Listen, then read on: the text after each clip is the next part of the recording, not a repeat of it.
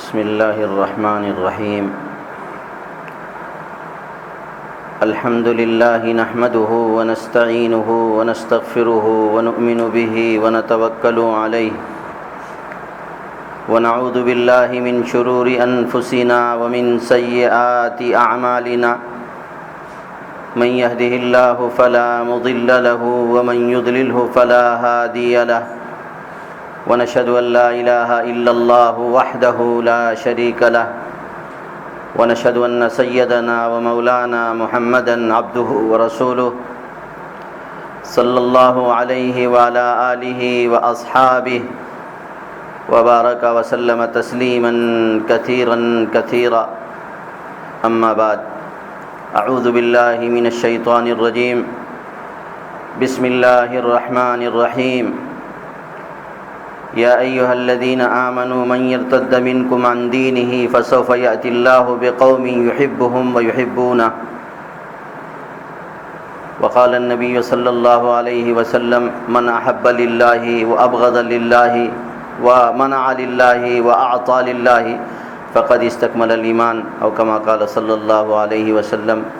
صدق الله العظيم وصدق رسولنا النبي الكريم، ونحن على ذلك لمن الشاهدين والشاكرين والحمد لله رب العالمین. بزرگوں، عزیزوں اور میری پیاری ماں و بہنوں، اللہ تعالیٰ کا یہ ہم پر انعام عظیم ہے کہ مجلس ذکر میں اللہ تعالیٰ ہمیں حاضری کا شرف عطا فرماتے رہتے ہیں. یہ معمولی نعمت نہیں ہے. بہت مشہور حدیث ہے جس کا خلاصہ یہ ہے کہ فرشتے ایسی مجالس سے اللہ تعالیٰ کے دربار میں حاضر ہو کر یہاں کے احوال پیش فرماتے ہیں. اس وقت اللہ تعالیٰ مجلس والوں کی مغفرت کا اعلان فرماتے ہیں. فرشتے عرض گزار ہوتے ہیں: یا اللہ تعالیٰ، کچھ لوگ ایسے تھے جو تماشا دیکھنے کے لیے آئے تھے. کون صاحب آئے؟ کون مہمان ہیں؟ ذرا دیکھ لے. جی وہ آپ کی یاد کے لیے نہیں آئے تھے، یا مقرر کیسی تقریر کریں گے، مجلس والے کیسا ذکر کریں گے، تماشائی بن کر آئے تھے. تو ارشاد ہوتا ہے، رسول اللہ صلی اللہ علیہ وسلم نے ارشاد فرمایا کہ اللہ تعالیٰ نے ارشاد فرمایا: ہم الجلساء لا یشقی جلیسہم. یہ ایسے بیٹھنے والے ہیں. ہماری اردو زبان چونکہ تنگ ہے. شیخ الاسلام علامہ شبیر احمد عثمانی رحمۃ اللہ علیہ نے ارشاد فرمایا: وحی الہی، وحی کی تعبیر اگر اردو میں کوئی کرنا چاہے تو نہیں کر سکتا ہے. مولانا شبیر احمد عثمانی رحمۃ اللہ علیہ ارشاد فرماتے ہیں جی کہ وحی الہی، اس کی ترجمانی اگر کوئی دوسری زبان میں، انگریزی میں، پنجابی میں، گجراتی میں، اردو میں، فارسی میں، عربی سے ہٹ کر کسی دوسری زبان میں کرنا چاہے تو نہیں کر سکتا ہے. عربی زبان بڑی وسیع ہے. یہ اس لیے کہہ رہا ہوں کہ ہمارے اردو ترجمہ کرنے والے حضرات نے اس کا ترجمہ یوں کیا ہے کہ یہ ایسے بیٹھنے والے ہیں کہ ان کے ساتھ یوں ہی بیٹھنے والے بھی محروم نہیں ہوتے. یہ ہماری اردو زبان کا ترجمہ ہے. مگر سنیے، عربی کے اعتبار سے قرآن کی آیتوں سے ہم اسے ملائیں گے. القرآن یفسر بعضہ بعضا. قرآن کی ایک جگہ کی تفسیر دوسری جگہ سے ہوتی ہے. حضرت ڈاکٹر صاحب دامت برکاتہم نے جو آیت پڑھی جی اسی کو سامنے رکھ کر میں نے جی اس جیسی دوسری آیت آپ حضرات کے سامنے تلاوت کی. دعا کیجیے کہ اللہ تعالیٰ جی اس مضمون سے متعلق کچھ کہنے کی توفیق مرحمت فرما دے. تو ہم الجلساء لا یشقی جلیسہم، ایک چیز ہے شقاوت عربی زبان کے اعتبار سے، اور دوسری چیز ہے سعادت. سعید کون ہے؟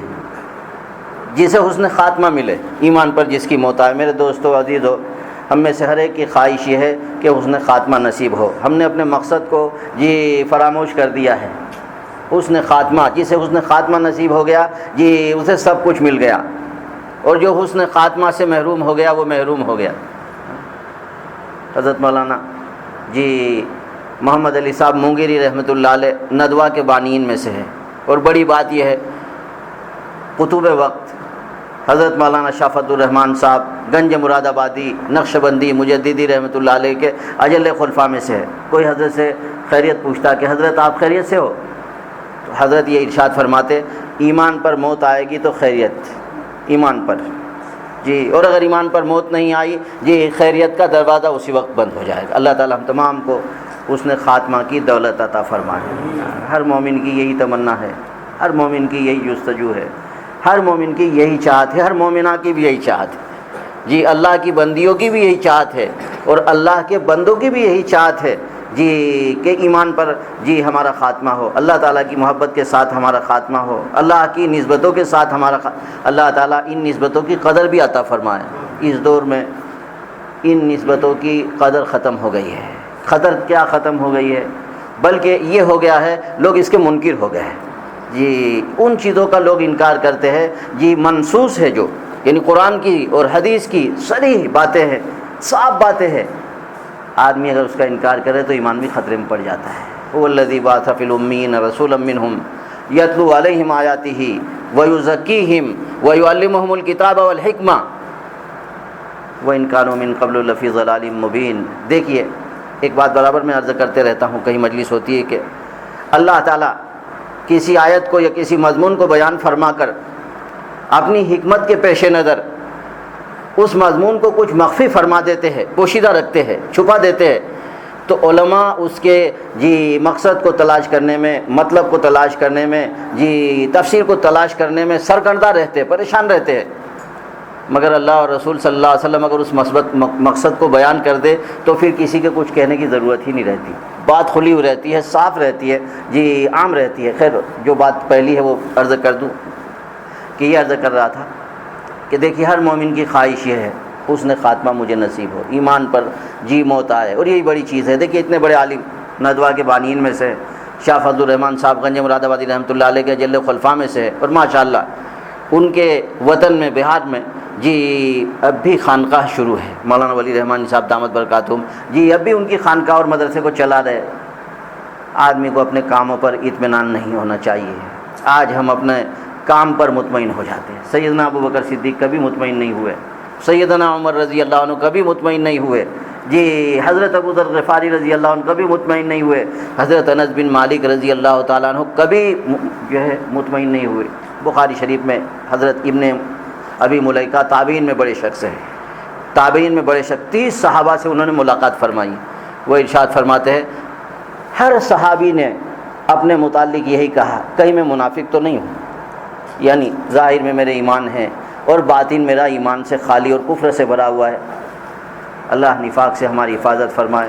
یہ چیز آدمی کی سمت کو بند کر دیتی، سمت جانتے ہیں جی، مغرب مشرق شمال جنوب یہ سمتیں ہیں جی، آدمی کی سمت نفاق سے بند ہو جاتی۔ کفر ایک متعین سمت ہے، ایمان ایک متعین سمت ہے، مگر نفاق ایسی سمت ہے کیا مومن ہے یا کیا کافر، انسانوں کے سامنے تو مومن ہے، بندوں کے سامنے تو مومن ہے، مگر اللہ کے دربار میں مومن نہیں۔ حضور صلی اللہ علیہ وسلم نے بہت سی دفعہ صحابہ کرام رضوان اللہ تعالیٰ علیہم اجمعین کو کسی کو مومن کہنے سے منع فرمایا، جب تم دل کا حال نہیں جانتے جی، جب تم دل کا حال نہیں جانتے تو مومن کیوں کہہ رہے؟ بخاری شریف میں خود ایک تفصیلی حدیث ہے کہ رسول اللہ صلی اللہ علیہ وسلم نے جو لوگ ابھی ابتدائی مسلمان ہوئے تھے جی ان کی نوازش فرمائی۔ ایک صحابی نے فوراً کہا کہ یا رسول اللہ صلی اللہ علیہ وسلم آپ انہیں بھی دیجئے، یہ مومن ہے، قسم بھی کھا یہ مومن ہے۔ حضور صلی اللہ علیہ وسلم نے فرمایا مومن نہ کہو، 3 مرتبہ یہی معاملہ ہوا۔ پھر اس کے بعد ان سے کہا کہ دیکھیے کسی کے ایمان کے متعلق جی کسی کو فیصلہ نہیں لینا چاہیے، ایمان ایک اندر کی حقیقت ہے، اس لیے ہمیں دعا بھی کرتے رہنا چاہیے، فکر بھی ہونی چاہیے، ہماری کوشش بھی ہونی چاہیے کہ ہمیں ایمان نصیب ہو جائے جی، ہمیں ایمان نصیب ہو جائے۔ صحابہ کرام کو تو ہر چیز کی فکر، رسول اللہ صلی اللہ علیہ وسلم کبھی کبھی صحابہ کے جذبات کو زندہ کرنے کے لیے، یہ مجالس کیوں ہوتی ہے؟ ہمارے جذبات زندہ ہو، ہمارے اندر صدق پیدا ہو، ہمارے اندر اخلاص پیدا ہو جی، ہمارے اندر طلب پیدا ہو، یہ مجالس اس لیے ہوتی ہے۔ رسول اللہ صلی اللہ علیہ وسلم بھی صحابہ میں طلب پیدا کرنے کے لیے جی کسی مضمون کو بیان کر کے چھوڑ دیتے۔ ایک دفعہ مضمون بیان کیا کہ دیکھیے جس طرح لوہے کو زنگ لگ جاتا ہے اسی طرح دلوں کو بھی زنگ لگ جاتا ہے۔ صحابہ جانتے تھے کہ لوہے کا زنگ چھڑانے کے لیے اسے آگ کی بھٹی میں ڈال دو، لوہار یہی کرتے ہیں، لوہار یہی کرتے ہیں جی، آپ پرانا لوہا لے کر کے جائیے جی، چھری لے کر جائیے، چاقو لے کر جائیے، کوئی چیز لے کر کے جائیے جی، بھٹی میں آگ کی ڈال دیں گے میل چھوٹ جائے گا دھار نکل آئے گی، چھری تیز ہو جائے گی، ہتھیار تیز ہو جائیں گے۔ رسول اللہ صلی اللہ علیہ وسلم نے اتنا مضمون بیان کیا تو صحابہ کرام نے کہا یا رسول اللہ صلی اللہ علیہ وسلم، بٹی میں ڈالنے سے لوہے کا زنگ تو اتر جاتا ہے، چھوٹ جاتا ہے، ہمارے دلوں کو بھی زنگ لگ جاتا ہے۔ آپ نے یہ بات ارشاد فرمائی، ما جلاؤہا، ما جلاؤہا۔ اسی لیے علامہ ابن قیم رحمۃ اللہ علیہ نے ایک کتاب لکھی، اس کا نام ہی جلاء القلوب۔ علماء کی کتابوں میں شفاء القلوب، جی دواء القلوب، سمجھ رہے ہیں، دوائے دل، اور اس قسم کی بہت سی علماء اور اکابر کی کتابیں، اس کا بھی ہمیں مطالعہ کرنا چاہیے۔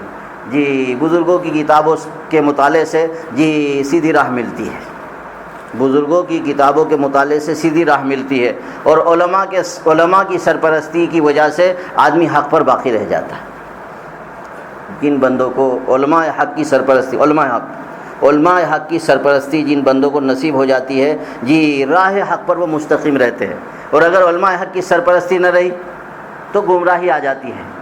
اللہ تعالیٰ ہم سب کو صحیح سمجھ عطا فرمائے۔ ایک جملہ ہے جی جو بڑا سبق آموز اور نصیحت آموز ہے، اللہ جی دوری کو جی قرب سے بدل دے۔ حضرت محی السنہ مولانا شاہ ابراہیم الحق صاحب ہردوئی رحمۃ اللہ علیہ ایک مجلس میں تشریف رکھتے تھے، بہت سے لوگ تھے، تو حضرت نے یہ بات ارشاد فرمائی، علماء حق کی سرپرستی سے جی استقامت علی الدین نصیب ہوتی ہے۔ تو حضرت سے ایک آدمی نے پوچھا کہ دو جماعتیں میرے سامنے ہیں، ایک تبلیغی جماعت جی اور ایک جماعت اسلامی، حضرت بتائیے کون حق پر ہے؟ فرمایا جس کی سرپرستی علماء کی ہو وہ حق پر، جس کی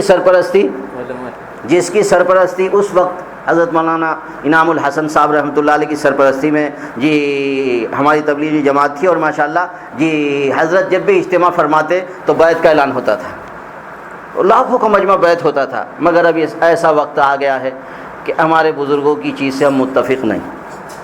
اللہ ہمارے حضرت شیخ الحدیث مولانا زکریا صاحب رحمۃ اللہ علیہ ارشاد فرماتے ہیں کہ دیکھیے میرے چچا جان حضرت جی مولانا شاہ الیاس صاحب رحمۃ اللہ علیہ کو میں نے دیکھا، پوری چشتیت ان میں، پوری چشتی، بنگلے والی مسجد ایسے ہی آسمان پر نہیں پہنچ گئی، چشتیت کا رنگ اس میں بھرا گیا۔ ارشاد فرماتے ہیں کہ ہمارے سلسلہ عالیہ چشتیہ کے بزرگ جی جو کلیئر شریف میں ہے، حضرت صابر پیا کلیری رحمۃ اللہ علیہ، جی ان کے مہمان آئے تو خادم نے کہا کہ حضرت بڑے مہمان تشریف لائے ہیں، بڑے بڑے حضرات جاتے رہتے ہیں بزرگوں کے یہاں، اللہ والوں کے یہاں چھوٹی کے علماء جاتے ہیں اپنی اصلاح کے لیے، انہوں نے سمجھ لیا ہے اہل اللہ کے بغیر ہماری اصلاح نہیں ہو سکتی۔ بہت باتیں یاد آتے رہیں گے، سناتے رہوں گا، جو بات ٹھہر جائے تو یاد بھی آپ دلانا۔ دیکھو یاد آئی بات، دارالعلوم دیوبند میں شیخ الحدیث تھے حضرت مولانا ہاشم بخاری رحمۃ اللہ، بخارا کے عالم، زبردست عالم، ابھی جو علماء ہیں ان کے بھی استاد، جو علماء وہاں دارالعلوم دیوبند میں بڑے بڑے علماء چوٹی کے،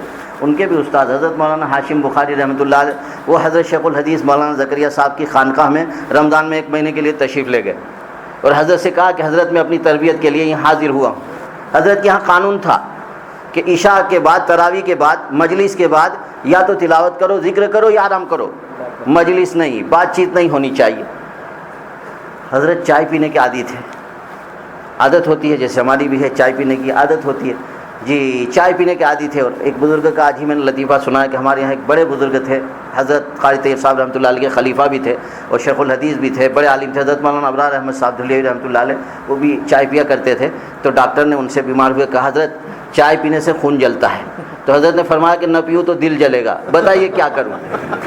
آپ کہہ رہے ہیں کہ چائے پینے سے جی خون جلتا ہے، نہ پیے تو دل جلے گا، بتاؤ کیا کروں؟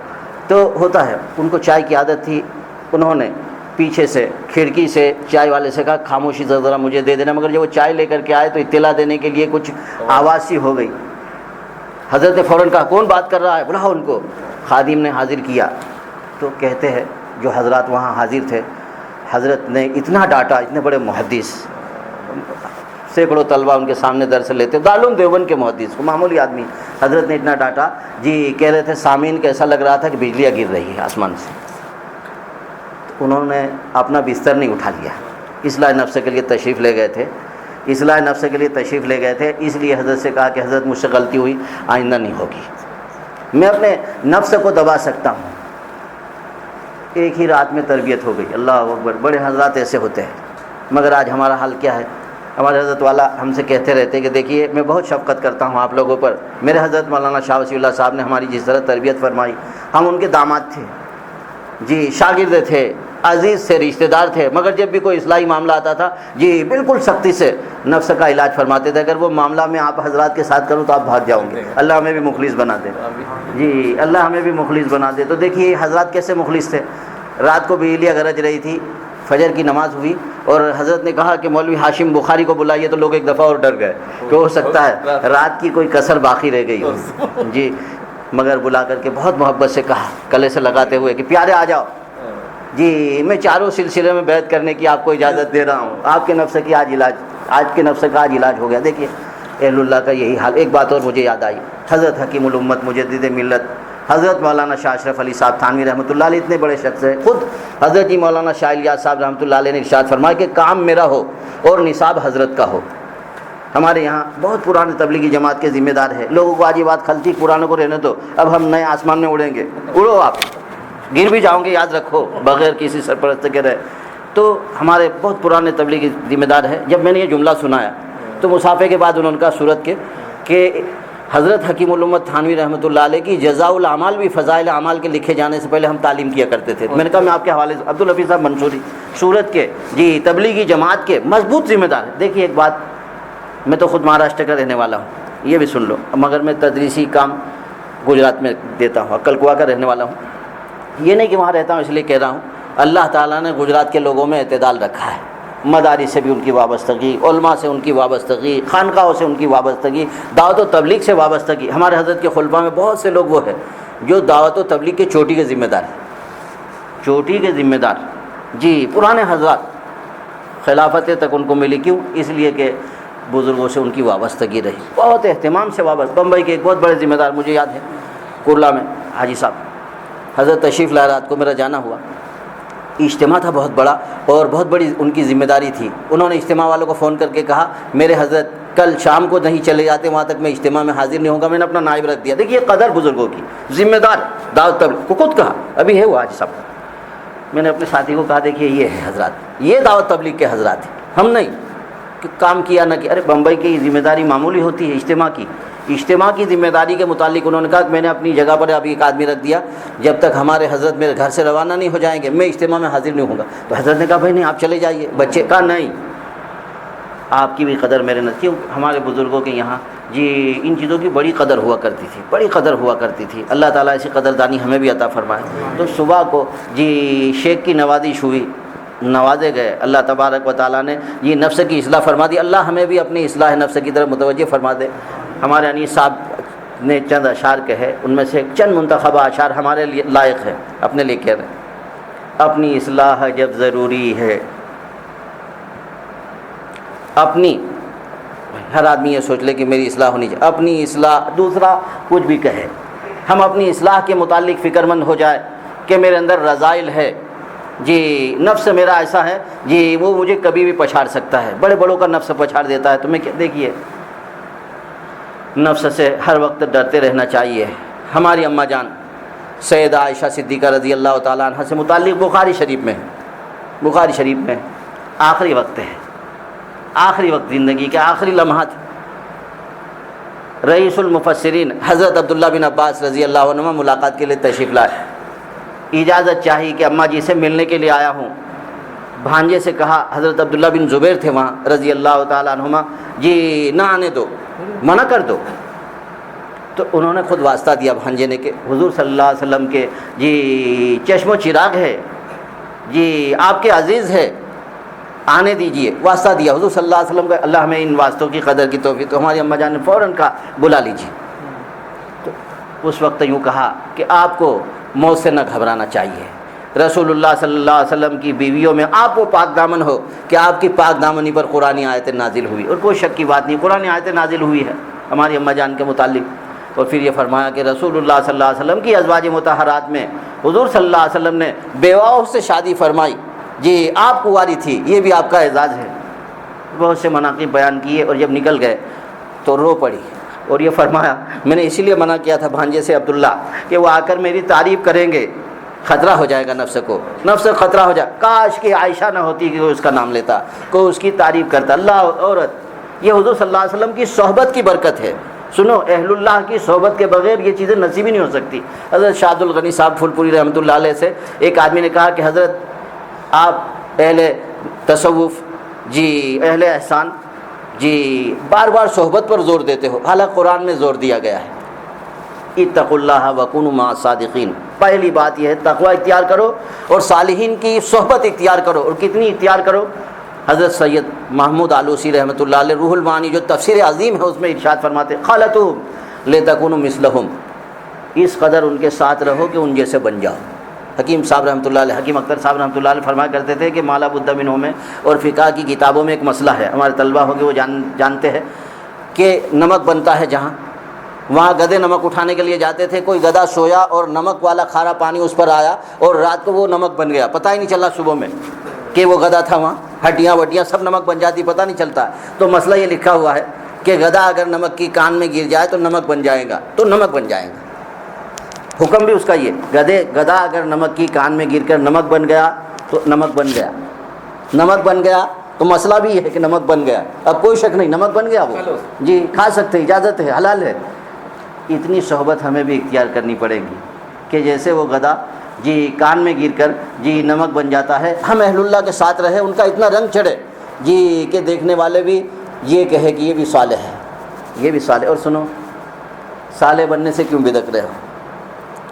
نماز میں جو دعا ہے التحیات ہے، التحیات ہے، آپ یاد رکھیے، درود شریف کا پڑھنا کیا ہے؟ واجب نہیں ہے، التحیات کا پڑھنا واجب ہے نا۔ اب مسئلے کے اعتبار سے یہ اس میں کیا ہے؟ السلام علیکم ایھا النبی و رحمۃ اللہ وبرکاتہ، السلام علینا وعلی عباد اللہ الصالحین، صالحین کے لیے جی نماز میں سلامتی کی دعا کی جا رہی ہے، اللہ ہمیں بھی صالحین میں شامل فرما دے جی۔ احب الصالحین ولست منہم، عربی شاعر کہتے ہیں احب الصالحین ولست منہم، صالحین سے محبت ہے اگرچہ میں صالح نہیں ہوں، لا اللہ یرزقنی صلاح، مجھے اللہ سے امید ہے کہ اس محبت کی وجہ سے اللہ بھی مجھے ان جیسا بنا دیں گے۔ ہم بھی دعا کرتے ہیں کہ اللہ ہمیں بھی ان جیسا بنا دیجئے، ان جیسا۔ دیکھیے صالح ہونا بہت بڑی دولت ہے۔ سیدنا یوسف علیہ نبینا علیہ السلام ایسے پیغمبر گزرے ہیں کہ قرآن مجید میں کسی بھی نبی کے واقعے کو مفصل بیان نہیں کیا گیا ہے، اشارات میں، قرآن میں انبیاء علیہ السلام کے واقعات اشارات میں ہیں، اور یوسف علیہ الصلاۃ والتسلیم کا واقعہ بھی تفصیل ہے، اور اسے احسن القصص خود اللہ تعالیٰ نے ارشاد فرمایا۔ مگر سورہ یوسف کے نچوڑ کے طور پر 2-3 آیتیں ہیں، جن میں سے ایک بنیادی آیت یہ ہے کہ حضرت یہ دعا کر رہے ہیں فاطر السماوات والارض انت ولی فی الدنیا والآخرہ توفنی مسلما والحقنی بالصالحین۔ معمولی بات ہے، نبی ہے جی، وزیر خزانہ بھی بنا دیے گئے جی، اللہ نے بڑی نوازش فرما دی۔ کیا دعا مانگ رہے ہیں؟ فاطر السماوات والارض، اے زمین اور آسمان کو بغیر نمونے کے پیدا کرنے والے، کوئی انجینئر کی، کوئی پلان کی، کوئی نمونے کی، کوئی مثال کی اللہ کو ضرورت نہیں ہے، اپنی قدرت سے بنا دیا۔ فاطر السماوات انت ولی فی الدنیا والآخرہ، آپ ہی میرے کارساز ہو دنیا اور آخرت میں۔ توفنی مسلمہ، دیکھیے وہی بات آ گئی، مجھے اسلام کے ساتھ اپنے دربار میں بلائیے، ایمان کے ساتھ اپنے جناب میں جی حاضری کا شرف عطا فرمائیے، والحقنی بالصالحین، اور مجھے صالحین کے ساتھ کر دیجیے۔ نبی ہونے کے باوجود الحاق بالصالحین کی دعا کر رہے ہیں، حالانکہ من النبیین والصدیقین والشہداء والصالحین، صالحین کا درجہ جی آخری درجہ ہے جی، پہلا درجہ ہے مرتبے کے اعتبار سے، اور نبوت کا درجہ اعلیٰ درجہ ہے، مگر پہلے درجے کی تمنا کر رہے ہیں۔ معلوم یہ ہوا کہ انبیاء علیہم الصلاۃ والتسلیم خیر کے متعلق جی کسی بات سے بھی صرف نظر نہیں فرماتے تھے، کسی بات سے۔ ہمارے حضرت مولانا شاہ محمد احمد صاحب رحمۃ اللہ علیہ فرماتے ہیں، اس کو یوں سمجھیے کہ بریانی کھانے والا جی یہ کہے کہ بھائی اچار بھی دے دیجئے، حالانکہ اچار تو بریانی کے سامنے معمولی چیز ہے، مگر نعمت ہے جی، تو آدمی نعمت سے صرف اچار آ جائے تو بریانی کھانے والا ضرور کہے کہ بھائی اچار بھی، چٹنی ڈال دیجئے، ذرا چٹنی ڈال دیجیے، اور کوئی چٹنی ہو پودینہ کی ذرا بریانی کے ساتھ ڈال دی۔ حالانکہ چٹنی تو معمولی چیز ہے، مگر چونکہ ذائقے کی چیز ہے تو بندہ ذائقے کو چھوڑنا نہیں چاہتا، اسی لیے اسی طرح حضرات انبیاء علیہم الصلاۃ والتسلیم بھی خیر کے کسی کام سے صرف نظر نہیں کرنا۔ اسی لیے تو ہمارے نبی علیہ الصلاۃ والتسلیم نے بھی کہا میں آپ کے راستے میں شہید کیا جاؤں، پھر زندہ کیا جاؤں، پھر شہید کیا، حالانکہ شہید کا مرتبہ بعد کا ہے، مگر حضرت صلی اللہ علیہ وسلم نے اس کی بھی تمنا ظاہر کی۔ اللہ تعالی ہم تمام کو تمام خیرات کی طرف راغب فرمائے، اس کا شوق اور اس کا جذبہ اللہ تعالی ہمارے دلوں میں پیدا فرمائے۔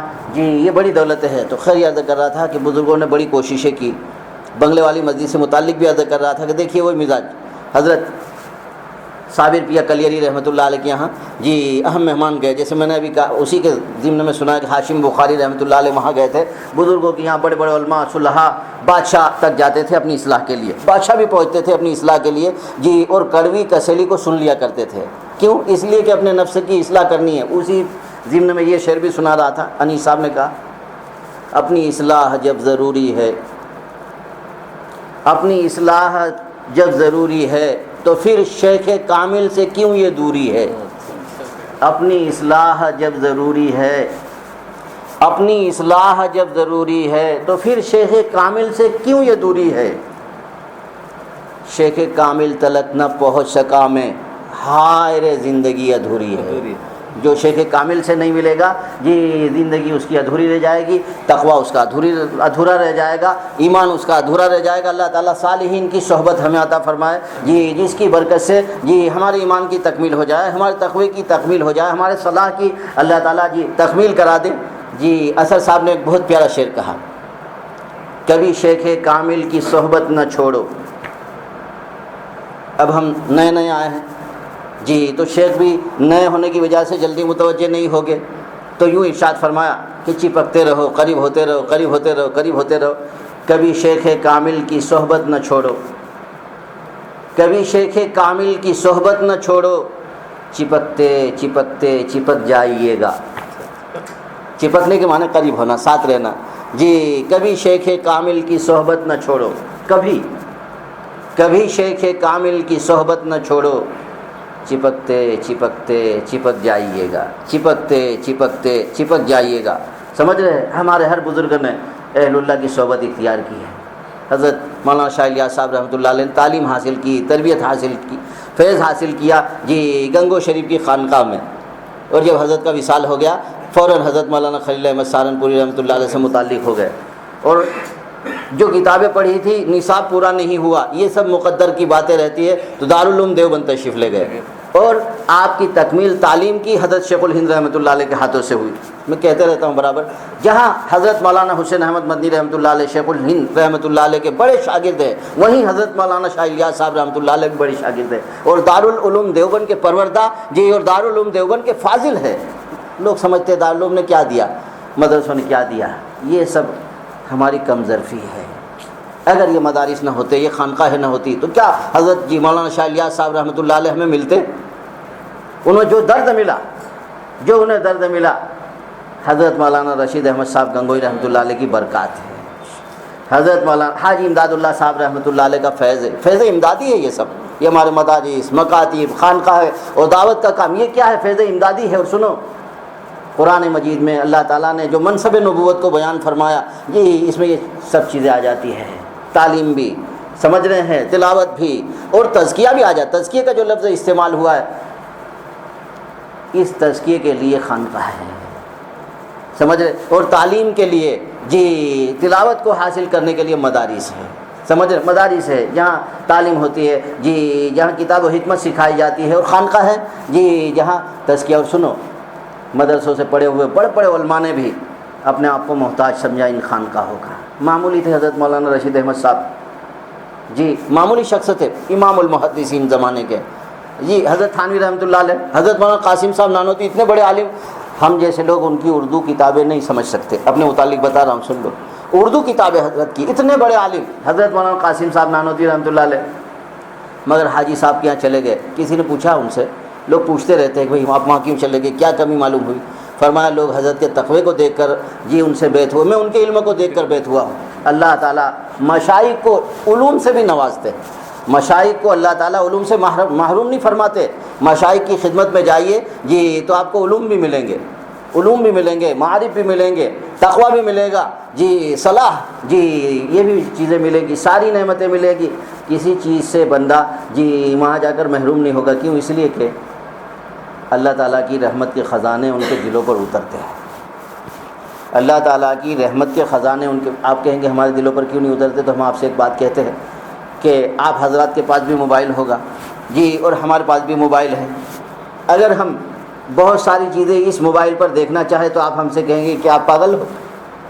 اس سادے میں تھوڑی نہ دکھے گے، ذرا ایسا بڑا سا لیجئے جو آپ حضرات کے پاس رہتا ہے جی، تو وہ ساری چیزیں اس میں نظر آئیں گی. جائز ناجائز کی بات نہیں کر رہا ہوں، سنو.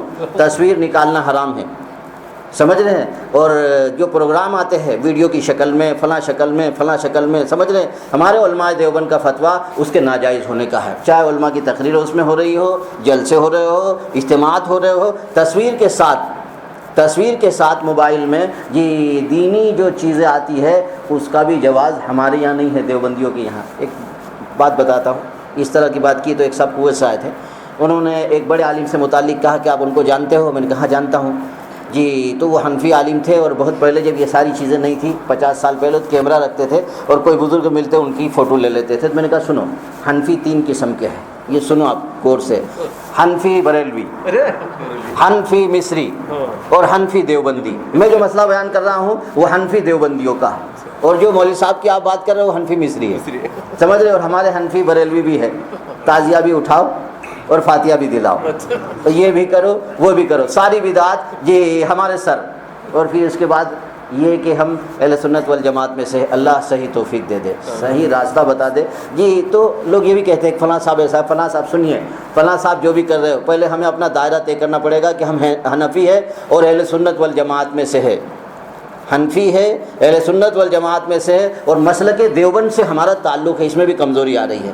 مسلک دیوبند سے متعلق بھی دیکھیے، وہ تو برابر کہتے ہیں کہ ہم ٹناٹن سنی ہیں. وہ گھی کھا کر بیٹھے ہیں اور ہم ڈالڈا گھی کھا رہے ہیں. کیا کمزوری ہے ہماری؟ میں دیکھ رہا ہوں ہمارے مسلک کے لوگوں میں بڑی کمزوری ہے. جدھر ہوا چلی ادھر چلے، جدھر ہوا چلی ادھر چلے. سر سے ٹوپی اتار کر نماز بھی پڑھنے لگ جاتے ہیں جی. سر سے حدیثیں دیکھیے آپ، رسول اللہ صلی اللہ علیہ وسلم نماز تو کیا، غیر نماز میں بھی کبھی سر کھلے نہیں رہے. امامہ پہنے رہتے تھے، ٹوپی پہنے رہتے تھے، کبھی سر کھلے نہیں رہے. اور بے ادب ہے ایسے لوگ جی کہ بس سروں سے ٹوپی اتار کر نمازیں پڑھتے. ہمارے حضرت مولانا ابرار احمد صاحب رحمۃ اللہ علیہ بہت پہلے حج کرنے کے لیے تشریف لے گئے. اونچی ٹوپی پہنتے تھے سفید وہ. تو کسی نے کہا کہ صاحب بغیر ٹوپی کی نماز ہو جاتی ہے اور آپ نے اتنی اونچی ٹوپی پہن رکھی ہے. حضرت نے ان سے پوچھا کہ آپ کہاں کے باشندے ہو؟ تو اس نے کہا سعودی ہوں. کہا ابھی شاہ فہد آپ کو کہے کہ مجھ سے آپ ملاقات کیجئے، بہت بڑی بات ہے. وہاں کے لوگوں میں سے کسی کو بادشاہ بلائے، ہم میں سے بھی کسی کو اگر صدر بلائے، وزیر اعظم بلائے، بڑی بات ہوگی. تو آپ کیا کرو گے؟ تو دیکھیے ہمارے یہاں اگر بلایا جائے تو ہمارے یہاں کے لوگ گاندھی ٹوپی پہن کر جائیں گے. اگر کوئی منتری جی ایم ایل اے اگر کسی کو بلائے تو ہمارے یہاں کے لوگ کیا کریں گے؟ سیاسی لوگ کیا کرتے ہیں؟ گاندھی ٹوپی پہنتے ہیں، نہرو قمیض پہنتے ہیں. یہ ایسی ہی قمیض مسنون بھی ہے، صالحین کی بھی ہے، مگر ہم نہیں پہنتے. مگر سیاست والوں کو خوش کرنا ہو تو دیکھیے آپ بھی ایسی قمیض پہن لیں گے، پہنتے ہیں نا. سیاست والوں کو خوش کرنا ہو تو ایسی قمیض پہنتے ہیں. صالحین کی اتباع میں، نیک لوگوں کی اتباع میں ہم ایسی قمیض نہیں پہنتے. صالحین کی ابتداء اور اتباع میں ایسی قمیض سیاسی لوگ بھی پہنتے ہیں، ایسی جیسی ہم لوگ پہنتے ہیں سیاسی لوگ بھی پہنتے ہیں کہ نہیں بڑے بڑے جی. اور ہم بھی اگر ان کو خوش کرنا ہو تو اللہ کو خوش کرنے کے لیے ہمیں پہننا چاہیے. اللہ ہمیں صحیح لباس پہننے کی بھی توفیق دے. حضرت قاضی ثناء اللہ صاحب پانی پتی رحمۃ اللہ علیہ نے لکھا ہے کہ اگر سجدے میں جانے کے بعد کمر نہ ڈھپے قمیض سے جی تو ایسی قمیض جی نماز میں کمی پیدا کریں گی. یہ فاسقین کا لباس ہے. گھٹنے تک کم سے کم قمیض ہونی چاہیے، ہر ایک گھٹنے تک. ہر آدمی کی قمیض، ہر مسلمان کی قمیض گھٹنے تک ہونی چاہیے. تو سب یہود و نصارہ کے طریقے ہیں. چھوٹی چھوٹی قمیض ہم پہنتے ہیں جی. ہمارا بدن کپڑے پہننے کے بعد بھی نظر آتا ہے. ہمارا بدن کپڑے پہننے کے بعد بھی ہم ننگے نظر آتے ہیں. یہ بڑی شرم کی بات ہے. ہماری مائیں، ہماری بہنیں، ہماری بیٹیاں اور خواتین کو بھی یہ چاہیے تنگ لباس نہ پہنیں، پتلا لباس نہ پہنیں. رسول اللہ صلی اللہ علیہ وسلم نے جی اس سے متعلق تہجد کے وقت وہی سنائی. ہماری اماں جان فرماتی ہے، ام سلمہ رضی اللہ تعالیٰ عنہ، رسول اللہ صلی اللہ علیہ وسلم نے ازواج مطہرات کو جگایا اور فرمایا کہ آج کی رات اللہ کے بہت سے خزانے اترے، لوٹ لو. اور بہت سے فتنے اور آزمائشیں بھی آج اتری ہے. اور پھر اس دن یہ ارشاد فرمایا بہت سی لباس پہننے والی عورتیں قیامت کے دن ننگی ہوگی. یا تو پتلا لباس پہنتی ہوگی یا ایسا تنگ لباس پہنتی ہوگی جی کہ باوجود لباس پہننے کے ننگی نظر آئیں گی۔ مردوں کا بھی یہی حال ہے، اگر ہم چھوٹے چھوٹے قمیص پہنیں گے جیسے ہم پہنے ہوئے ہیں یہ سب شرٹ وغیرہ، یہ تو ننگے ہی ہے۔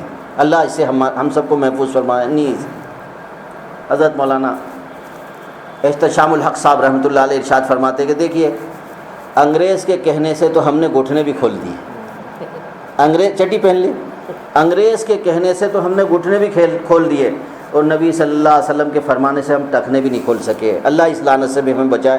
ٹخنوں سے نیچے کپڑے پہننا یہ لعنت کا سبب ہے، اللہ کے غضب کا سبب ہے، اللہ کی ناراضگی کا سبب ہے، اللہ کی لعنت کا ذریعہ ہے۔ اللہ کی طرف سے لعنتیں برستی رہتی ہے ایسے لوگوں پر جو ٹخنے سے نیچے کپڑے پہنتے رہتے۔ اللہ اس وبا سے، اس وبال اور اس عذاب سے بھی بچائے۔ اور سنیے ان سب چیزوں کی اصلاح بزرگوں کی یہاں جانے سے برابر ہوتی ہے، وہ ہر چیز پر نظر رکھتے ہیں۔ یاد ہے ایک دفعہ حضرت نے ارشاد فرمایا کہ ایک صاحب جو ہے ایسی ٹوپی پہنے ہوئے تھے، تو حضرت مسلم الامت شاہ ولی اللہ صاحب رحمۃ اللہ علیہ نے فوراً ارشاد فرمایا کہ یہ صاحب پاگل ہو گئے، ایسا لگتا ہے پاگل ہو گئے۔ پھر فرمایا کہ ایک دفعہ ان کی اصلاح ہو گئی، وہ سمجھ گئے کہ پاگل لوگوں کا طریقہ ہے، اور ایک صاحب اس طرح سے پہنے ہوئے تھے۔ تو حضرت نے فرمایا جی ان میں بڑائی پائی جاتی ہے، تکبر کی نشانی۔ دیکھیے بزرگان دین لباس پہننے کو، ٹوپی پہننے کو بھی سمجھتے ہیں کہ ٹوپی کس طرح سے پہن، ہم کسی اللہ والے کے ہاتھ میں ہاتھ نہیں دیں گے، بتائیے کیا اتنی باریکیوں کو ہم سمجھ سکتے ہیں؟ کسی اللہ والے کے ہاتھ میں اگر ہم ہاتھ نہیں دیں گے، بتائیے باریکیوں کو سمجھ سکتے ہیں؟ مجھے یاد آیا حضرت مسیح الامت مولانا جلال آبادی رحمۃ اللہ علیہ ایک مہمان آئے، انہوں نے کہا اللہ تعالیٰ نے مجھے ایسی قوت عطا فرمائی، ایسی توجہ عطا فرمائی ہے جی کہ آپ شاید ایسی توجہ نہیں رکھتے ہیں۔ تو حضرت نے فوراً توجہ کی، وہ بے ہوش ہو گئے۔ مولانا مسیح اللہ خان صاحب نے فوراً توجہ فرما دیا، عمل کر کے بتا دیا۔ حضرت تھانوی رحمۃ اللہ علیہ کو کسی نے جا کر کے کہا کہ ایک مہمان آئے تھے اور وہ اپنی قوت توجہ کی بات کر رہے تھے، مولانا مسیح اللہ صاحب نے جواب عملاً دے دیا اور وہ بے ہوش ہو گئے۔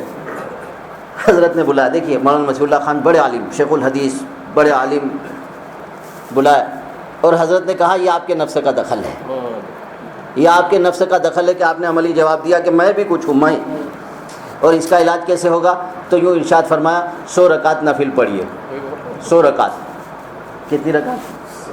آسان ہے بھائی 2 رکعت بھی پڑھنا۔ دیکھیے سنت پڑھنے کے بعد ہم نفل نہیں پڑھتے اور جی چاہتا ہے بھاگے کچھ کھائے پیے گھومے پھرے، فارغ ہوتے پھر بھی آدمی نہیں چاہتا۔ دیکھیے بڑے بڑے حضرات کی اس طرح تربیت ہوا کرتی تھی اور اسی طرح جی کیے جانے سے کام بنتا ہے۔ حضرت شیخ رحمۃ اللہ علیہ نے خود لکھا کہ ایک دفعہ ایک میرے مرید تھے، ان سے غلطی چھوٹی ہو گئی مگر میں نے ان کو زیادہ ڈانٹا، تو میرے چچا جان حضرت مولانا شاہ الیاس صاحب رحمۃ اللہ علیہ نے مجھ سے کہا کہ اے زکریا، حضرت نے بہت پیارے انداز میں لکھا جی، اے زکریا تیری اس طرح کی چھوٹی غلطی پر اگر اللہ تعالیٰ تجھے اتنی بڑی سزا دے تمہیں منظور ہے؟ فوراً حضرت کہتے ہیں میں نے اپنے مرید سے معافی مانگی۔ یہ ہمارے اکابر تھے، شیوخ بھی مرید سے معافی مانگا کرتے تھے جی کہ اصلاح کے سلسلے میں ذاتی ہو۔ دیکھیے ایسے بڑے بڑے حضرات کے بھی لوگ سر پر، بلکہ حضرت خود فرماتے مولانا شاہ الیاس صاحب رحمۃ اللہ علیہ کہ میں نے اپنی ذات کو زکریا کی سرپرستی میں دے دیا۔ داماد جی، داماد، شاگرد، سمجھ رہے ہیں، بھتیجے، ساری رشتہ داریاں چھوٹے، مگر یہ حال، اللہ اکبر، یہ ہمارے بزرگوں کا حال تھا۔ اور ہمارا حال کیا ہے؟ ہمارا حال یہ ہے، ہماری انا یہ ہے جی کہ ہم چوں دیگر نیست، فارسی کے اندر یہ ہے کہ ہم چوں دیگر نیست، جی ہم جیسا کوئی دوسرا نہیں۔ تو کسی نے کہا کہ اس کو تھوڑا سا بدل دو، ہم چوں ڈنگر نیست، جی ہم جیسا کوئی جانور نہیں، ہم جانور ہیں، جانور بن جاتے ہیں ہم اپنی انا میں، کیا بن جاتے ہیں جی؟ جانور بن جاتے ہیں جی، کسی بڑے کو بھی تسلیم کرنے کے لیے تیار نہیں۔ اور سنو خانقاہوں میں کیا ہوتا ہے؟ خانقاہوں میں اس انا ہی کو نکالا جاتا ہے۔ اور رسول اللہ صلی اللہ علیہ وسلم نے صحابہ کی کتنی تربیت فرمائی، زبردست تربیت فرمائی۔ انبیاء علیہ السلام کی بھی اللہ تعالیٰ نے تربیت فرمائی، اور انبیاء علیہ السلام نے اپنے متعلقین کی تربیت فرمائی۔ حضرت مولانا شاہ محمد احمد صاحب فرماتے رحمۃ اللہ علیہ، دیکھیے سیدنا، یہ حدیث ہے، سیدنا ابو بکر صدیق رضی اللہ تعالیٰ عنہ جی تہجد کی نماز میں قرآن آہستہ آہستہ پڑھ رہے تھے، اور حضرت عمر رضی اللہ تعالیٰ عنہ زور زور سے پڑھ رہے تھے۔ حضور صلی اللہ علیہ وسلم نے دونوں کا قرآن سنا، تو صبح کہا ابو بکر تم بہت آہستہ پڑھ رہے تھے، کیا بات ہے؟ حضرت ابو بکر صدیق نے فرمایا اللہ کو سنا رہا ہوں جی، وہ قریب سے بھی سنتا ہے، زور سے پڑھنے کی ضرورت نہیں ہے۔ حضرت عمر سے کہا تم کیوں زور سے پڑھ رہے تھے؟ فرمایا سونے والوں کو جگا رہا تھا، آخر رات ہے وہ جاگ جائے، اور شیطان کو بھگا رہا تھا۔ تو یہ دونوں کی اپنی اپنی تجویز تھی۔ رسول اللہ صلی اللہ علیہ وسلم نے حضرت ابو بکر سے کہا کہ تم اپنی آواز کو کچھ بلند کرو، اور حضرت عمر رضی اللہ تعالیٰ عنہ سے فرمایا تم اپنی آواز کو کچھ پست کرو. حضرت مولانا شاہ محمد احمد صاحب فرماتے ہیں یہ دونوں کی تجویز تھی. رسول اللہ صلی اللہ علیہ وسلم نے فرمایا تمہاری تجویز نہیں چلیں گی، تجویز ہماری چلیں گی، تجویز تمہاری نہیں چلیں گی. دیکھیے کتنے بڑے حضرات جی، تم اپنی تجویز پر عمل نہیں کر سکتے، اللہ اور رسول کی تجویز پر تمہیں آنا پڑے گا. اور سنو یہ نفس کی اصلاح کے خاطر ہے. سیدنا عیسیٰ علیہ نبینا علیہ الصلاۃ والتسلیم مسکراتے ہی رہتے تھے ہمیشہ، اور حضرت یحییٰ علیہ السلام روتے ہی رہتے تھے. حضرت جبریل امین علیہ السلام بھیجے گئے، ان سے بھی پوچھا گیا کیوں روتے ہو؟ فرمایا ہمیشہ جی اللہ کا عذاب مد نظر رہتا ہے. اور انہوں نے کہا جی ہمیشہ اللہ کی نعمتیں مستحضر رہتی ہے. فرمایا اللہ کا حکم ہے آپ کبھی رویا کرو اور آپ کبھی مسکرایا کرو، ہنسا کرو، آپ کی تجویز نہیں چلیں گی، ہماری تجویز پر عمل کرو. حضرت یحییٰ علیہ السلام سے کہا جی کبھی کبھی جی تم ہنس لیا کرو، ان سے کہا کبھی کبھی تم رو لیا کرو. مشائخ کیا کرتے ہیں، اکابر کیا کرتے ہیں، یہی کرتے ہیں. ہمارے حضرت فرماتے ہیں مسلم الامت حضرت مولانا شاہ ولی اللہ صاحب رحمۃ اللہ علیہ نے فرمایا کہ جب آیت نازل ہوئی ہے لا یکلف اللہ نفسا الا وسعها جی لها ما کسبت وعلیہا ما اکتسبت جی کہ تمہارے خیالات پر بھی تمہاری پکڑ ہوگی. جی صحابہ بہت ڈر گئے، وہ انسان ہیں، خیالات آتے رہتے ہیں جاتے رہتے ہیں. تو اس وقت رسول اللہ صلی اللہ علیہ وسلم نے فوراً صحابہ کو تسلی دی، ورنہ یہ نہیں تھا کہ ایک آیت ہوتی دوسری آیت فوراً اتر جاتی. جی ایک آیت کے بعد دوسری آیت مدتوں کے بعد اترتی تھی، مگر رسول اللہ صلی اللہ علیہ وسلم نے فوراً فرمایا اللہ کی طرف سے جو بھی حکم آئے کہو سمعنا واطعنا، سمعنا واطعنا. فرمایا دیکھیے حضور صلی اللہ علیہ وسلم کی سرپرستی کی صحابہ کو ضرورت پڑی یا نہیں پڑی؟ اگر حضور صلی اللہ علیہ وسلم اس وقت یہ نہ کہتے کہ ابھی تو کہو سمعنا واطعنا، پھر اللہ راستے کو آسان کر دیں گے. دیکھیے روزے پہلے فرض ہوئے تو کیا تھا جی کہ افطار کے وقت اگر کوئی سو جائے تو اب روزہ وہ افطار نہیں کر سکتا. تفسیروں میں ہے ایک صحابی مزدور تھے جی مزدوری کر کے لائے جی آٹے واٹے کا انتظام کیا جی آنکھ لگ گئی، بیوی نے جب روٹی بنائی جی وقت نکل گیا تھا افطار کا، افطار نہیں کر سکے جی صبح گرنے لگے وہ، تو اللہ کو رحم آ گیا جی اور اس حکم کو اللہ تعالیٰ نے ختم فرما دیا. روزے سے متعلق اس حکم کو اللہ تعالیٰ نے ختم فرما. یہ ساری چیزیں تربیت کے لیے تھی، یہ ساری چیزیں کس کے لیے تھی؟ یہ ساری چیزیں تربیت کے لیے تھی. اور سنو جب تربیت ہو جاتی ہے اور تربیت کی طرف آدمی راغب ہو جاتا ہے پھر اللہ اس کو معرفت کے مقام پر پہنچاتے ہیں. اور معرفت کا مقام یہ ہے کہ ان کی مرضی کو بندہ سمجھنے لگتا ہے، ان کی مرضی کو بندہ. ہمارے حضرت حاجی امداد اللہ صاحب رحمۃ اللہ علیہ فرماتے ہیں کہ وہ مکہ معظمہ میں تھے اور ایک عابد تشریف لائے تو بیمار ہو گئے.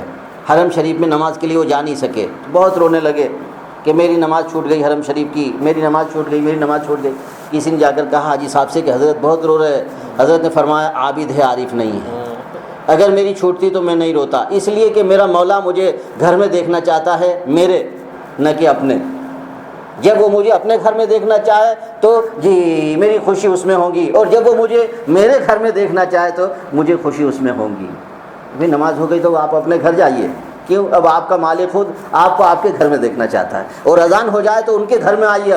اب آپ کا مالک آپ کو اپنے گھر میں دیکھنا چاہتا ہے. یہ ہے عارف جی، یہ ہے عارف. مالک کب اپنے گھر میں مجھے دیکھنا چاہتا ہے اور کب مجھے میرے گھر میں دیکھنا چاہتا ہے. یہ بات سمجھیے، کب اپنے گھر میں دیکھنا چاہتا ہے اور کب جی میرے گھر میں دیکھنا چاہتا ہے. جی معرفت کے بعد ہی یہ بات مل سکتی ہے. اور سنو بزرگوں کے یہاں جب آدمی رہتا ہے جی تو یہ چیزیں ملتی ہیں. مجھے یاد آیا حضرت مولانا عبد الرحمن صاحب کامل پوری رحمۃ اللہ علیہ مظالم کے بڑے علماء میں سے، حضرت شیخ کے اساتذہ میں ان کا شمار ہوتا ہے. حضرت تھانوی رحمۃ اللہ علیہ کے یہاں اپنی تربیت کے لیے گئے، وقت لگایا. جب وہ واپس ہو گئے تو لوگوں نے کہا، ان کا گاؤں کا نام کامل پور تھا جیسے آپ کا بیجا پور ہے، تو لوگوں نے کہا کہ مولانا کامل پوری چلے گئے. تو حضرت نے فرمایا کہ مولانا کامل پوری نہیں، مولانا کامل پورے، یعنی اللہ کے راستے میں انہیں کمال حاصل ہو گیا. اتنے بڑے شیخ. حضرت نے ان کی تصدیق کی، مگر خط لکھتے ہیں شیخ کو کہ حضرت جب زکوٰۃ دیتا ہوں تو اس وقت بہت بوجھ پڑتا ہے روپیہ نکالنے کا، 100 200 50 جو بھی زکوٰۃ آج ہزاروں میں نکلتی ہے، بہت بوجھ آتا ہے. کیا 10,000 دینا پڑیں گے، 5,000 دینے پڑیں گے، 25,000 دینے پڑیں گے، بہت بوجھ پڑتا ہے. جی تو بہت پریشان ہوں، کہیں ایمان کی کمزوری تو نہیں. دیکھو اتنے بڑے عالم جو خود درس دیتے ہیں، حدیثوں کو سمجھاتے ہیں، قرآن کو سمجھاتے ہیں، دین کو سمجھاتے ہیں، مگر ضرورت پیش آ گئی تو حضرت کو لکھا. تو حضرت نے لکھا جی یہ اخلاص کی نشانی ہے جی، باوجود پریشانی کے، باوجود جو ہے دل کے نہ چاہنے کے دینا. پھر اس کے بعد فرمایا کہ قرآن میں اللہ نے فرمایا وَآتَ الْمَالَ عَلَىٰ حُبِّهِ، مال کی محبت کے باوجود خرچ کرتے ہیں. سمجھ رہے ہیں دیکھیے شیخ کی ضرورت پیش آ گئی، اتنے بڑے محدث کو، اتنے بڑے عالم کو، اتنے بڑے شیخ کو، تو معلوم ہوا کہ جب ان کو پیش آ سکتی ہے میرے دوستو عزیزو، تو کیا شیخ کی ضرورت ہم کو نہیں پیش آ سکتی؟ قدم قدم پر ہم کو پیش آ سکتی ہے، واقعتاً آ سکتی ہے۔ مگر ایک بات یہ ہے کہ 2 آئینے ہم نے اپنے سامنے نہیں رکھے۔ 2 آئینے اگر ہمارے سامنے ہو جائے تو کام بن جائے گا۔ ہمیں آگے بھی دیکھنا چاہیے، ہمیں پیچھے بھی دیکھنا چاہیے، پیچھے پلٹ کر یہ دیکھنا چاہیے ہمارے اکابر نے کس ڈگر پر اپنے آپ کو ڈالا جی، اور آگے بھی ہمیں دیکھنا چاہیے۔ دیکھیے قائد کے معنی آتے ہیں ڈرائیور کے، قائد کے معنی ڈرائیور کے آتے ہیں۔ ڈرائیور کے سامنے اگلی منزل بھی رہتی ہے اور پیچھے دیکھنے کا کاج بھی رہتا ہے۔ اگر ڈرائیور صرف آگے ہی دیکھے پیچھے نہ دیکھے تو حادثہ ضرور ہو جائے گا، حادثہ ضرور ہو جائے گا۔ آج جو حوادثات ہیں ہمارے، یہ دین والوں سے ٹکرا رہے، اس کی وجہ کیا ہے؟ اس کی وجہ یہ ہے پچھلے اسلاف کی زندگی ہمارے سامنے نہیں۔ حضرت مولانا شاہ الیاس صاحب رحمۃ اللہ علیہ مدارس سے، خانقاہوں سے، دین سے کتنے وابستہ تھے، عجیب ہمارے بزرگوں کے حالات ہیں۔ حضرت مولانا محمد عمر صاحب پالن پوری رحمۃ اللہ علیہ فرماتے تھے کہ جب ہمارے بزرگوں کو بھیجا جاتا طلبہ کی تشکیل کے لیے تو میرا نام آتا کہ دارالعلوم دیوبند آپ کو جانا ہے، تو مجھے بہت خوشی ہوتی تھی۔ ایک تو یہ کہ میں وہاں پڑھا ہوں، میرا مادر علمی ہے، اور دوسری بات یہ ہے کہ وہاں کے بزرگوں کے پاس جا کر بعض حدیثوں کو سمجھوں گا۔ کوئی حدیث اگر میری سمجھ میں، اور ہم تو یہ ہے کہ ہم حدیثوں کو علماء کو بھی سمجھا دیں گے، یہ حال ہمارا، علماء کو بھی سمجھانے لگتے ہیں، علماء کو بھی۔ ایک صاحب ایک دفعہ کوئی عرب کی جماعت آئی تھی تو کوئی حدیث غلط سمجھانے لگے، تو میں نے ان سے یہ کہا حضرت شیخ الحدیث صاحب اس کو سمجھے نہیں، انہوں نے اسی طریقے سے فضائل اعمال میں اس کا مطلب لکھا اور آپ سمجھ گئے۔ معلوم ہوا جی کہ دین کے معاملے میں یہ ہماری لب کشائی ہے۔ مودودی اگر لب کشائی کرے جی تو ہم اسے چھوڑتے نہیں، اور ہم لب کشائی کر نہیں، کوئی بھی کسے باشد دین کے معاملے میں کسی کو بہت خطرے کی چیز ہے، اللہ حفاظت فرمائے۔ حضرت علی کرم اللہ وجہہ فرماتے ہیں قرآن اور دین کے معاملے میں اگر میں زیادتی کروں گا تو ای سماء تظلنی و ای ارض تخلنی اذا قلت ما لیس فی القرآن، قرآن میں جو چیزیں نہیں ہیں اگر میں بیان کروں تو نہ آسمان مجھے سایہ دے گا، نہ زمین مجھے قبول کرے گی، میں کہیں کا بھی نہیں رہ جاؤں گا، کہیں کا بھی۔ اس لیے بڑے بڑے علماء کو آپ دیکھیے درس دینے سے پہلے تفسیر کا مطالعہ کرتے ہیں جی، حدیث کا مطالعہ کرتے ہیں، شروحات حدیث کو۔ آج یہ بھی بیماری ہو گئی، رفع یدین کرو، آمین بالجہر کرو، فلاں کرو جی، ناظرہ قرآن ٹھیک سے پڑھنا نہیں آتا، ناظرہ نہیں سمجھ رہے ہیں، اور حدیثوں کو آپ کیسے سمجھو گے بتائیے؟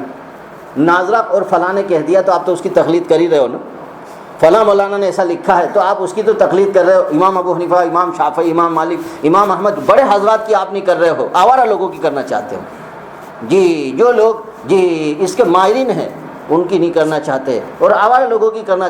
اللہ حفاظت کا معاملہ فرمائے۔ بہت عجیب سی بات، میرا بھی ایک مزاج ہے اس لیے ایک بات بیان کر دیتا ہوں۔ ہمارے حضرت مولانا حبیب الرحمن صاحب آدمی رحمۃ اللہ علیہ نے جی عرب کے لوگوں سے کہا کہ سنیے آپ لوگ سمیع اللہ لمن حمیدہ کے بعد جو قیام کرتے ہو جی، تو ایک جماعت آپ کی ہاتھ باندھتی ہے اور ایک جماعت آپ کی جو ہے ہاتھ چھوڑ دیتی ہے، دونوں سے میں دلیل مانگنا چاہتا ہوں، اور قیامت کی صبح تک آپ دونوں دلیل نہیں پیش کر سکیں گے، لیکن میں کروں گا پیش۔ حضرت نے کہا تمہاری طرف سے میں دلیل، اور آپ ہمیں اہل حدیث۔ حضرت نے کہا سنیے بتائیے آپ کہاں حدیث ہے، اور ہم سے حدیث مانگتے ہو، اور بخاری شریف کی ماپ بھی بتائیے، آپ کہیں کی بھی نہیں بتا سکے۔ تو حضرت نے فرمایا کہ سنیے ہاتھوں کو چھوڑنا سمجھ رہے ہیں، یہ اجماع ہے، اجماع پوری امت کا اجماع ہے جی، کہ نماز میں جی رکوع سے اٹھنے کے بعد جی ربنا لک الحمد کہتے ہوئے ہاتھوں کو چھوڑا جائے، ارسال کیا جائے، یہ بات اجماع سے ثابت ہے۔ اور اجماع پر آپ کا عمل ہے، ماننا تو نہ ماننا زبان سے دوسری بات ہے، عمل میں آپ مان رہے ہو۔ اور ہاتھ باندھنے والوں سے متعلق کہا کہ بات سنو، آپ لوگوں نے قیاس کو لیا ہے، اگر قرآن سے دلیل نہ ملے جی تو پھر قیاس کیا جائے، وہ قیاس جو شرعی ہو۔ اگلی حالت آپ نے دیکھی قیام کی، اس میں ہاتھ بندھے ہوئے تھے جی، تو یہاں بھی سوچ لیا کہ ایسا کرنا چاہیے، یہ ہے بات، نہیں سمجھ رہے ہیں، دلائل کا بھی پتہ نہیں ہے اور ہاتھ باندھے ہوئے ہیں، سنت ہے، لائیے حدیث کہاں سے لائیں گے؟ ہمارے حضرت مولانا حبیب الرحمن صاحب نے فرمایا کہ یہ بات ہے اور یہ بات ہے، وہ بیچارے اتنا بھی نہیں جانتے جی، وہ اتنا بھی نہیں، پاؤں سے پاؤں ملا رہے ہیں، یہ بھی نہیں معلوم کاندھے سے کاندھا ملائیے اور پاؤں سے پاؤں ملائیے، جس کا نتیجہ پورے علماء امت نے یہ نکالا ہے صفیں سیدھی کیجیے۔ صفیں سیدھی کرنے کے لیے یہ بہت سی چیزیں تعبیرات میں سے ہوا کرتی ہے، بہت سی چیزیں تعبیرات ہوا کرتی ہے جی، زبان کا ایک انداز ہوتا ہے بولنے کا، مگر یہ بیچارے ہیں جی کہ بس دوسروں کی گانے لگ گئے۔ اللہ ایسے فتنوں سے بھی ہمیں محفوظ فرمائے جی۔ اگر اللہ والوں کی صحبت رہے گی، دوسری کتابیں پڑھتے ہوئے بھی ہم ڈریں گے۔ حضرت مفتی محمود الحسن صاحب گنگوئی رحمۃ اللہ علیہ بڑے مفتی گزرے ہیں، ان کے پاس سوالات بھی آتے تھے، تو حضرت شیخ رحمۃ اللہ علیہ سے وہ وابستہ تھے، 40 سال تربیت میں رہے، 40 سال. کتنے سال؟ اور حضرت مولانا شاہ الیاس صاحب رحمۃ اللہ علیہ سے سب سے پہلے ان کو خلافت ہے. وہ فرماتے تھے پہلی خلافت حضرت سے ہے مجھے، مولانا شاہ الیاس صاحب رحمۃ اللہ علیہ سے، اور ان کے ساتھ بھی بہت رہے مفتی محمود صاحب گنگوئی رحمۃ اللہ علیہ. تو فرمایا حضرت نے شیخ الحدیث صاحب رحمۃ اللہ علیہ نے کہ کیا آپ مودودی صاحب کی کتابیں دیکھتے ہو؟ تو فرمایا حضرت ڈر لگتا ہے کہیں میں ادھر ادھر نہ ہو جاؤں. دیکھیے جواب دینا ہے پھر بھی ڈرتے تھے. تو اس وقت حضرت نے فرمایا کہ آپ کو صحیح جواب دینا ہے، صحیح بات آپ کے سامنے رہنی چاہیے. آپ مطالعہ کا حضرت مجھے ڈر لگتا ہے. فرمایا ہماری سرپرستی میں مطالعہ کیجیے. دیکھیے کتابوں کے مطالعے کے لیے بھی سرپرستی، ایسی ویسی کتابیں بھی نہیں پڑھنی چاہیے. ایک بات سنا دیتا ہوں، وقت بھی ہو رہا ہے. حضرت شیخ زکریا ملتانی رحمۃ اللہ علیہ بہت بڑے شخص ہیں اولیاء اعظام میں. ان کے صاحبزادے ایک دفعہ مجلس میں تشریف لائے، اہل نظر تھے یہ حضرات.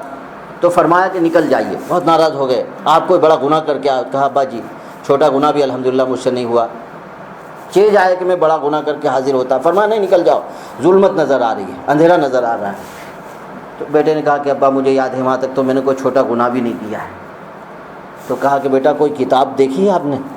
تو انہوں نے ایک تفسیر کا نام لیا جی، جو معتزلی تفسیر تھی کشاف جی. تو وہ غلط عقائد جو لکھے ہوئے تھے معتزلہ کے جی، وہ مطالعے میں گزرے، اسی کی ظلمت آپ کے اندر آ گئی ہے جی. توبہ کرو، استغفار کرو. اللہ اکبر، توبہ کرو. بلکہ اس سے بھی زیادہ خطرناک واقعہ علامہ محمد بن سیرین محدث ہے، چوٹی کے محدث ہے، روات حدیث میں ان کا شمار ہوتا ہے. امام التعبیر بھی ہے وہ مشہور. ان کے ایک صاحب آئے اور یوں کہا کہ حضرت مجھ سے قرآن سن لیجئے. تو حضرت نے فرمایا نہیں سنیں گے. کہا سن لیجئے، کہا نہیں سنیں گے. کہا نہیں سن. جب اس نے بہت اصرار کیا تو کہا آپ سنائیے میں باہر چلا جاتا ہوں. قرآن سننے سے منع کر دیا.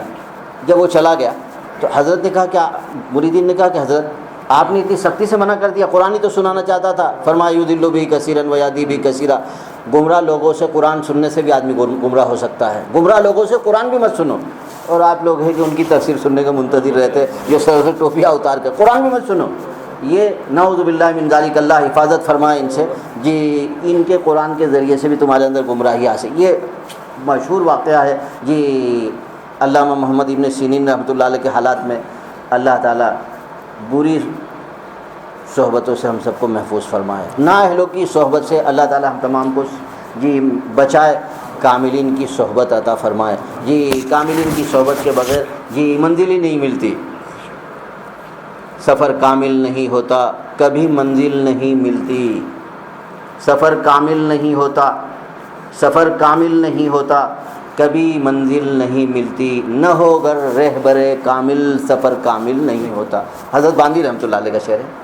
سفر کامل نہیں ہوتا، سفر کامل نہیں ہوتا کبھی منزل نہیں ملتی. سفر کامل نہیں ہوتا کبھی منزل نہیں ملتی. نہ ہو گر رہبر کامل، نہ ہو گر رہبر کامل سفر کامل نہیں ہوتا. اسد صاحب کا پھر آخر میں وہی شعر دوہرا دیتا ہوں. کبھی شیخ کامل کی صحبت نہ چھوڑو، کبھی شیخ کامل کی صحبت نہ چھوڑو. چپکتے چپکتے چپک جائیے گا، چپکتے چپکتے چپک جائیے گا. جہاں سے شروع کیا تھا وہاں اس کو ختم کرتا ہوں کہ دیکھیے عربی زبان جی بڑی وسیع ہے اور دوسری زبانیں تنگ ہے. یہ ہے کہ یہ بیٹھنے والے ایسے ہیں جی کہ یہاں یوں ہی بیٹھنے والا بھی محروم نہیں ہوتا. یہ اردو کی تعبیر ہے، مگر قرآن اور حدیث سے اگر اس کو جوڑا جائے تو شقاوت کے معنی ہے جی ایمان کے بغیر مرنا، اور سعادت کے معنی ہے ایمان کے ساتھ مرنا. اب حدیث کا خلاصہ یہ ہم الجلساء لا یشقى جلیسهم، یہ ایسے نوازے گئے ہیں کہ ان کی صحبت میں بیٹھنے سے حسن خاتمہ نصیب ہوتا ہے، سعادت کی موت آتی ہے. یہ خلاصہ ہے. اردو زبان میں تو یہ ہے کہ ایسے بیٹھنے والے کہ ان کے ساتھ بیٹھنے والا محروم نہیں ہوتا. کس سے محروم نہیں ہوتا؟ ایمان کی موت سے محروم نہیں ہوتا. ایمان کی موت سے محروم نہیں ہوتا جی. سعادت اسے نصیب ہوتی ہے، ایمان پر اس کا خاتمہ ہوتا ہے. بتائیے تماشائی بھی اس در کا ایسا ہے جی. تو حقیقت میں جو اس در پر بیٹھے گا انشاءاللہ العزیز اللہ تعالیٰ اسے ضرور حسن خاتمہ سے نوازیں گے. اللہ تعالیٰ جی اس راستے کی جو نسبت احسان ہے اس کی پوری قدر کی توفیق عطا فرمائے جی. یہ تزکیے کا راستہ ہے. رسول اللہ صلی اللہ علیہ وسلم کے جی منصب میں جن چیزوں کو بیان کیا گیا اس میں سے یہ بھی ہے وہ یزکیہم. اور ہمارے حضرت ایک نقطہ بہت اچھا بیان فرماتے ہیں کہ ابراہیم علیہ السلام نے بھی دعا مانگی، ربنا وبعث فیہم رسولا منہم یتلو علیہم آیاتک جی ویعلمہم الکتاب والحکمۃ ویزکیہم. دعا میں تزکیے کو اخیر میں کیا، مگر اللہ میاں نے جب بیان کیا تو ربنا وبعث فیہم رسولا منہم یتلو علیہم آیاتہ ویزکیہم. جی آیات کے بعد فوراً تزکیے کا ذکر کیا. تزکیے کی اہمیت کے پیش نظر اللہ تعالیٰ نے جی آیات کی تلاوت کے بعد تزکیے کا ذکر فرمایا. اللہ تعالیٰ ہم تمام کو اپنے اپنے نفس کی اصلاح کی فکر عطا فرمائے. بزرگوں کا کیا معاملہ رہتا ہے. ہمارے حضرت سے کسی نے کنتھاریہ میں پوچھا کہ آپ ملکوں کا سفر فرما رہے ہیں جی اعتکاف بھی فرما رہے ہیں, کیا مقصد ہے؟ فرمایا میری خواہش یہ ہے کہ مجھے اور میرے متعلقین کو اپنی اپنی اصلاح کی فکر نصیب ہو جائے. مجھے اور میرے متعلقین کو اپنی اپنی اصلاح کی فکر نصیب ہو جائے. جی یہ میرا مقصد ہے. اسی پہلو کو لے کر اسی کو پیش نظر رکھتے ہوئے جی میں چل پھر رہا ہوں. اللہ تعالی ہم تمام کو جی ایسی نعمتوں کی قدردانی کی توفیق مرحمت فرمائے. جب اللہ تعالیٰ نے ہمیں توفیق دی ہے, سمجھ دی ہے, تو دوسروں کو بھی ہمیں سمجھانے کی ضرورت ہے, اس کی بھی تبلیغ کرنے کی ضرورت ہے. دین کی تمام چیزیں تبلیغ کے لیے, دین کی تمام چیزیں تبلیغ کے لیے, ترویج کے لیے, اشاعت کے لیے ہے. جی ہمیں دوسروں کو بھی راہ حق بتاتے رہنا چاہیے. اللہم ارنا الحق حقا وارزقنا اتباعہ وارنا الباطل باطلا وارزقنا اجتنابہ. وآخر دعوانا ان الحمد للہ رب العالمین.